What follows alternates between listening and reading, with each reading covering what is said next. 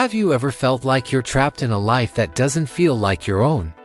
Like you're watching your dreams slip away while you're stuck in a cycle of unfulfilling routines? Welcome to Restart Your Life, Fresh Start. I'm here to guide you through a transformative journey that goes beyond the typical advice you've heard before. We're not just talking about setting goals or positive thinking, we're diving into the core of what it means to truly restart your life. First, let's address a crucial misconception. Restarting your life isn't about erasing your past or becoming a completely different person. It's about leveraging your experiences, even the painful ones, to fuel your growth. Many people believe they need to find themselves, but the truth is, you're not lost. You're evolving.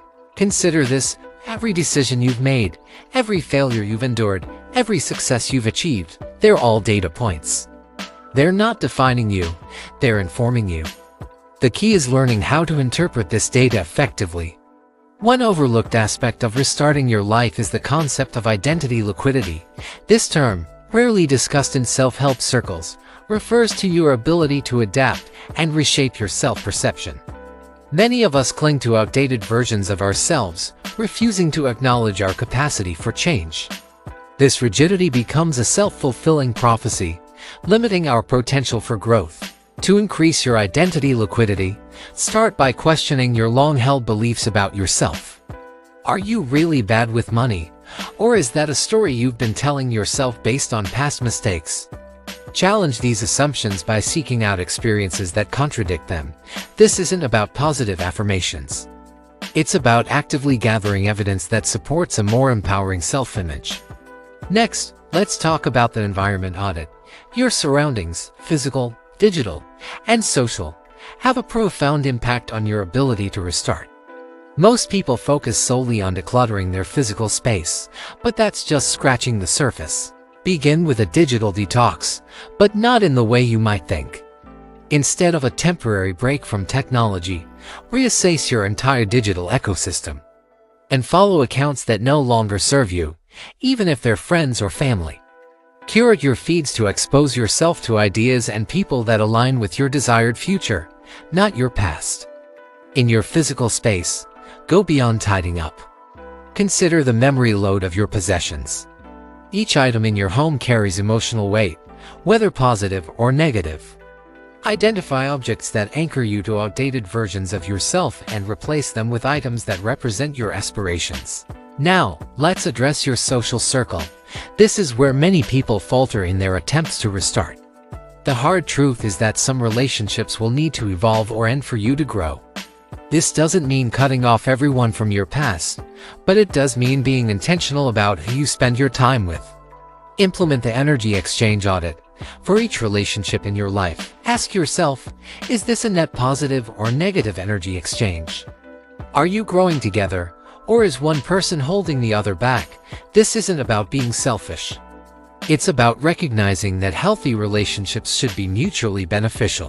One often overlooked strategy for restarting your life is what I call reverse engineering your ideal day. Instead of setting broad, vague goals, start by visualizing your perfect day in vivid detail. What time do you wake up? What does your workspace look like? Who do you interact with? What kind of work are you doing? Once you have this clear vision, work backwards to identify the steps needed to make it a reality.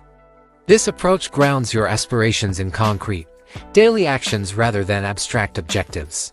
Now, let's talk about failure, not how to avoid it, but how to use it as a catalyst for change. Most people try to minimize failure, but what if we flip that script? Introduce the concept of productive failure into your life. Set goals that you're almost certain to fail at initially. This isn't about setting yourself up for disappointment. It's about pushing your boundaries and gathering valuable data about your capabilities and limitations. For example, if you've always wanted to write a book, set a goal to write 5,000 words a day for a week. You'll likely fall short, but in the process, you'll learn invaluable lessons about your writing habits, time management, and creative process.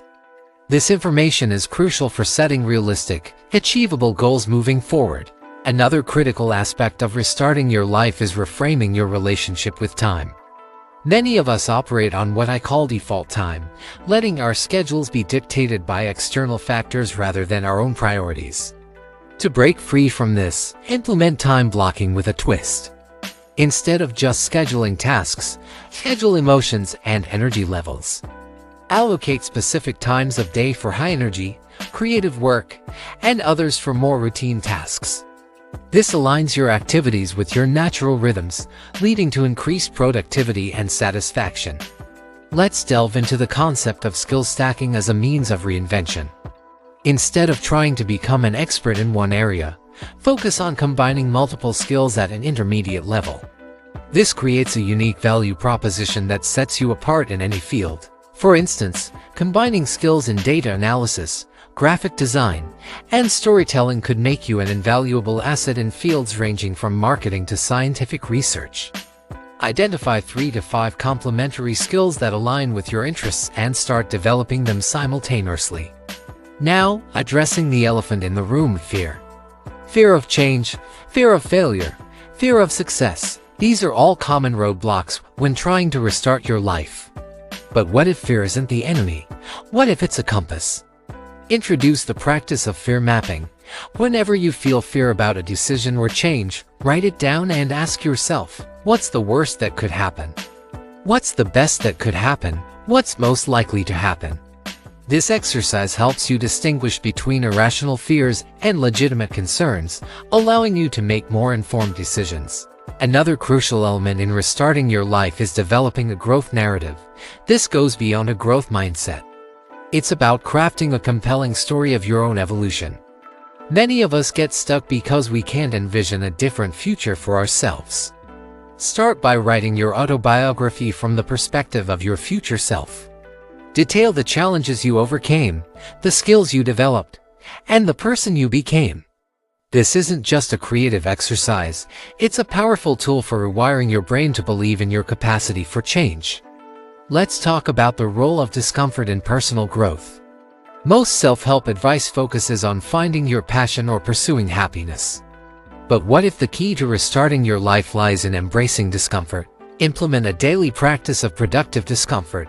This involves intentionally putting yourself in situations that make you uncomfortable but have potential for growth.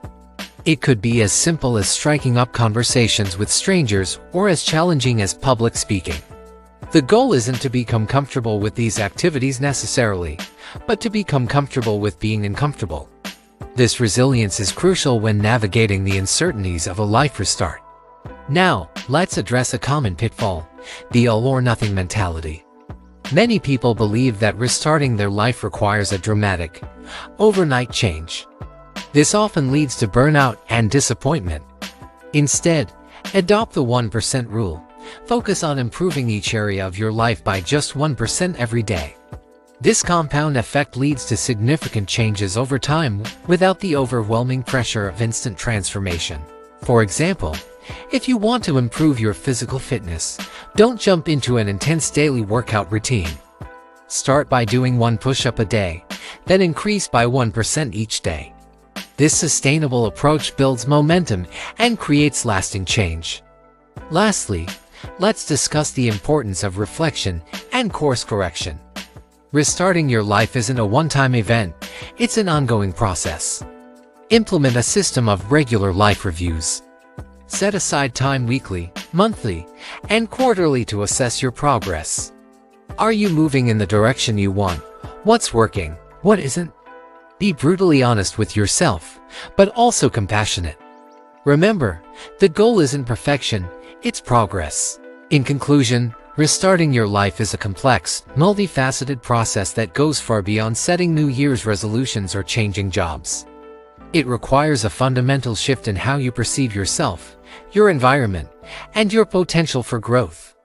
By increasing your identity liquidity, auditing your environment, reverse engineering your ideal day, embracing productive failure, reframing your relationship with time, skill stacking, fear mapping, developing a growth narrative, embracing discomfort, adopting the 1% rule, and implementing regular life reviews, you can create lasting, meaningful change. Remember, the power to restart your life has always been within you.